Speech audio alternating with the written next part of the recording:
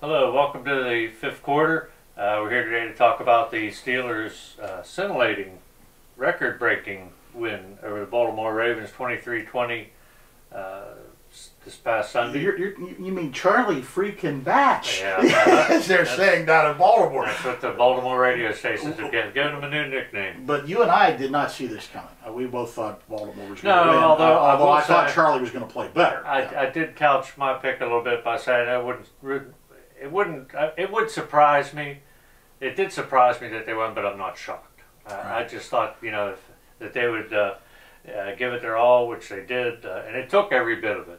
Well, especially when you had the hurdles they had to overcome. You had to move Legursky to center, Pouncey to guard. You had Beecham starting at tackle. Right, and the line played well. The line played very well. You lost Ike Taylor on what amounted to the first play of the game, and he may be lost for 6 weeks. So they had a lot of things that they overcame. Yeah. And what a great team effort. It really yes, it was. Yeah, all the way through. And they managed to break a couple of streaks that the Ravens had going. They had won 15 consecutive home games. I believe it was 12 consecutive division games that they had won. Yeah. And the Steelers, something I researched after the game, they are the only team to win in Baltimore in the last 3 years, besides the Ravens. Well, that's pretty 3 interesting. years. That's they went 7-1. When the Steelers beat them 2 seasons ago. Last season they ran the table 8-0, and this season this was their first home loss this year. So what illustrates to me, though, is everybody's been talking about the AFC, and it's not the stronger of the two sections in football. And other than Houston, which has a pretty gaudy record, you can make a case that the AFC teams are knocking each other off. Baltimore, I mean, they didn't look like a contender to me. I mean, Joe Flacco had a terrible game. I think his passer rating was 61%. And I think they were ready to start calling him Joe freaking Flacco. All right, yeah. In Baltimore, too. They were not pleased with his game. And they're ready to lynch Cam Cameron because he didn't give the ball to Ray Rice. Yeah, yeah. See what happens when you lose? Everybody. I'm going to quote Mike Tomlin again. We're not concerned about their issues. Right. We're concerned about our own. Well, now we get to the point where they're in good shape again. Yes. They're 7-5, and they sort of have their destiny in their hands. They have They have 3 of the last 4 games at home, and I look at those teams. San Diego's beatable.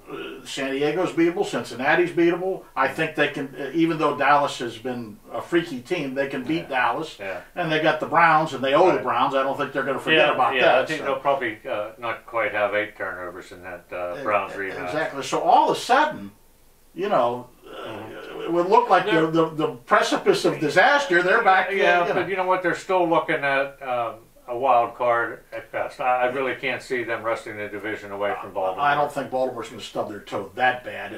No, a 2-game lead. Although Baltimore's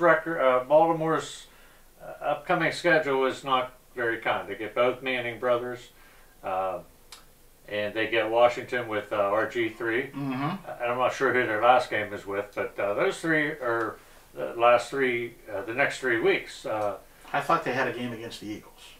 Maybe they do. Yeah, I think they do. Could be, which should be winnable. Should be winnable. So, I just was. But it was so necessary. impressed. Again, quoting Mike Tomlin, it was a necessary effort, and hard to pick out any faults, although there were a few turnovers. But they got done what they needed to get done, and now let's move on to next week. The thing that, and I'll leave you with this. The thing that impressed me too is, how could Heath Miller be left alone that much? What were they thinking? Yeah. Because he had a huge game, 97 yards on 5 receptions. Yeah, I think Charlie Batch kind of threw the Baltimore defense off a little bit early in the game, kept throwing to Will Johnson.